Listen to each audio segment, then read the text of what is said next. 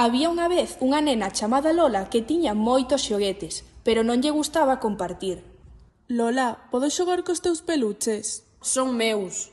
E eu cos teus coches? Non, son meus, todos meus. Os seus amigos miráronse tristes. Lola nunca comparte. Mellor xogamos en ela. Imos!